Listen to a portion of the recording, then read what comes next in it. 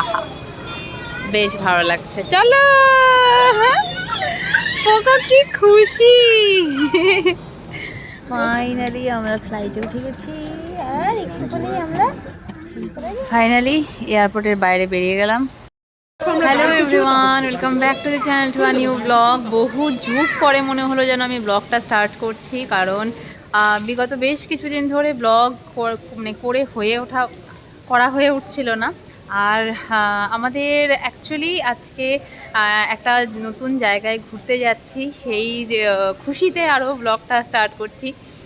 কারণ কাজের চাপ, অফিস, বাড়িতে এসে পোকো সব কিছু নিয়ে না কটা দিন ধরে খুব ঘেটেছিলাম। তার মধ্যে আমাদের এই যে একটা ট্রিপ, এই ট্রিপটার ব্যাপারে আমি ডিটেলসে সব বলবো। এটা আমাদের ফার্স্ট ইন্টারন্যাশনাল একটা ট্রিপ হতে চলেছে। এবার গত কয়েকদিন ধরে সবাই আশা করি জানো যে ইন্ডিগোতে কীরকম একটা প্রবলেম হয়ে গেছিলো। তো আমাদের টিকিট ক্যান্সেল হয়ে গেছিলো, প্রীতমের লিভ ক্যান্সেল হয়ে গেছিলো, সব মিলে আমরা ভীষণ আপসেট হয়ে গেছিলাম। আফটার অল আমাদের 10 বছরে এই প্রথম ইন্টারন্যাশনাল একটা ট্রিপ, প্লাস আমাদের 10th ইয়ার অ্যানিভার্সারি উপলক্ষে এই পুরো প্ল্যানটা হয়েছিল। তো যখন আমরা ভেবেছিলাম যে হ্যাঁ এটা হয়তো বা ক্যান্সেল হতে পারে, কারণ সমস্ত ফ্লাইট ক্যান্সেল, সমস্ত কিছু লিভ ক্যান্সেল সমস্ত ইন্ডিগো স্টাফদের, তো সেই ক্ষেত্রে আমাদের মন মেজাজ সব খারাপ ছিল কটা দিন ধরে। বাট হ্যাঁ, ফাইনালি আমাদের কলকাতায় এসে পৌঁছলাম। কলকাতা থেকে আজকে আমাদের ফ্লাইট আছে। যাচ্ছি আমরা হলো কোথায় সেটা প্রীতমের সাথে নিয়ে আমি বলছি। আপাতত কলকাতায় পৌঁছে গেছি। আমি ভেবেছিলাম যে পুরোপুরি যতক্ষণ না ফাইনাল হচ্ছে ততক্ষণ পর্যন্ত ব্লগ স্টার্ট করব না। তো কলকাতা পৌঁছে গেছি। এবার আজকে এখন বাজছে ঘড়িতে 4টে মতন, আর ওই 4:30 মতন বাজছে। আর রাতে এখান থেকে 11:45 ফ্লাইট আমাদের। তো এখন একটা সামনেই হোটেল আছে, সেই হোটেলে যাব। আর পোকো চলে এসো। এই পোকো খুব এনজয় করছে এয়ারপোর্ট। ওর ছোটোবেলা থেকে ভীষণ প্রিয় একটা জায়গা। এখানটাতে এলে পরে ও চারপাশে নিজের মতন নিজে ঘোরাঘুরি করতে থাকে। আর এখন তো অনেকটা বড় হয়ে গেছে।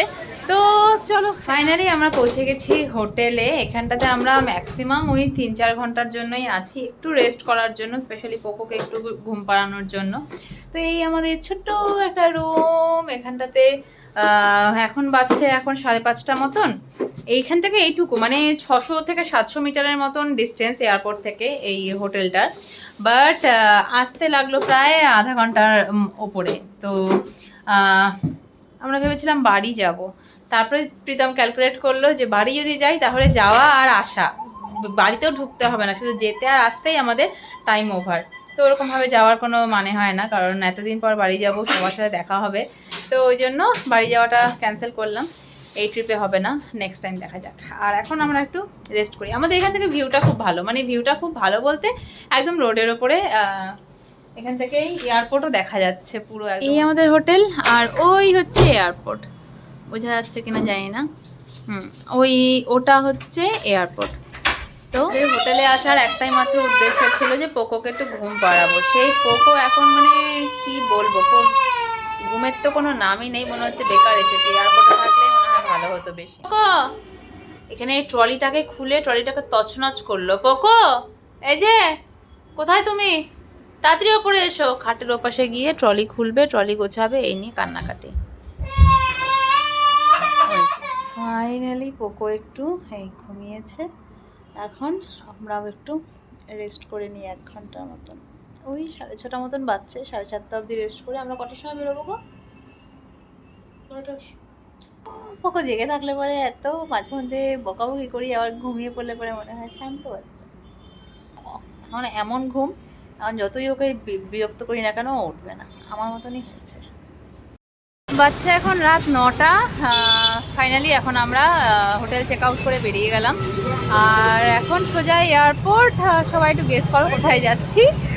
কিছুক্ষণ পরে আমি জানিয়ে দেবো। আমরা না গিয়ে পৌঁছেই জানাবো, এখন আমি ডিসাইড করে উঠতে পারছি না, কারণ যাওয়া হবে কি হবে না আজও জানি না। বাট ঠিক আছে। এই আমাদের লাগেজ নামানো তো হয়ে গেল, এবার ঢুকবো। First time international departure. আহা বেশ ভালো লাগছে। চলো, পোকো কি খুশি। পোকোর খুশিটাই আসল। চলো, এই যে এখানে যে কটা নাম আছে তার মধ্যে একটাতে যাচ্ছি, তো কোনটাতে যাচ্ছি একটু গেস করো ততক্ষণ। বলো এবার কিছু বলো। ফাইনালি জায়গাটা বলিনি এখনো অবধি, জায়গাটা পরে গিয়ে বলবো, ঠিক আছে?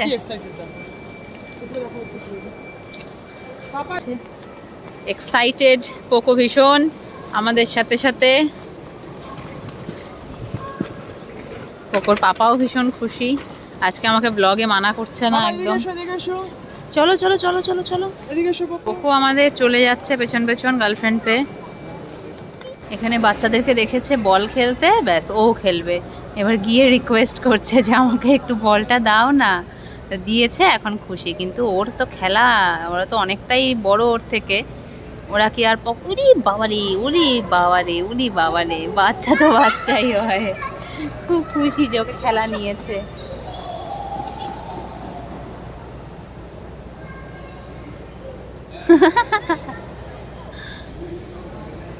দুঃখ পেয়েছে, তুলতে দেয়নি। ওরাও কনফিউজ যে কেন কাঁদছে।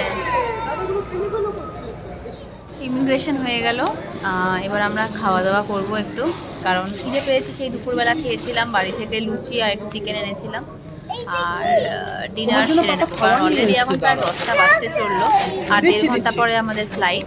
তো কুকুরও খিদে পেয়েছে, ডিনারটা সেরে নিয়ে আমরা ভেবেছিলাম এখানে মানি এক্সচেঞ্জ হয়ে যাবে, বাট কলকাতায় এয়ারপোর্টে মানি এক্সচেঞ্জের কোনো ব্যবস্থা নেই, যার জন্য এখন ওখানটাতে গিয়ে ডিরেক্ট আমাদেরকে মানি এক্সচেঞ্জ।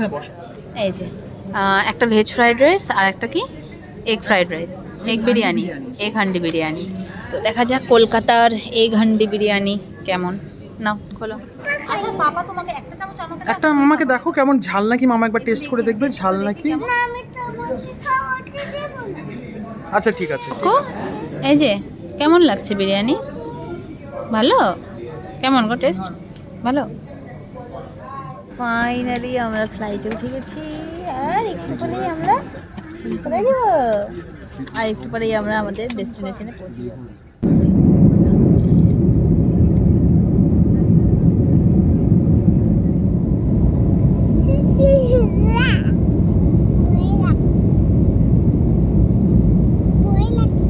ভয় লাগছে কেন? কেন ভয় লাগছে? আয় আয় আমার হাত ধর, ভয় লাগছে তো। আয় আয় আয় আয় আয়। বাচ্চা ঘুরিতে রাত 12:30, সবাই গভীর ঘুমে মগ্ন। ছেলেকে এখন আমি আবার খাওয়াচ্ছি। ভেজ ফ্রাইড রাইসটা অল্প খেয়ে এবার রেখে দিয়েছিলাম, কারণ ওর আবার খিদে পেতে পারে মনে হয়েছিল, ঠিক তাই তাই না পাকলে? এদিকে পাপা ঘুমোচ্ছে, ওদিকে সবাই ঘুমোচ্ছে, আর পোকলে আর মাম্মা এখন ডিনার করাতে ব্যস্ত।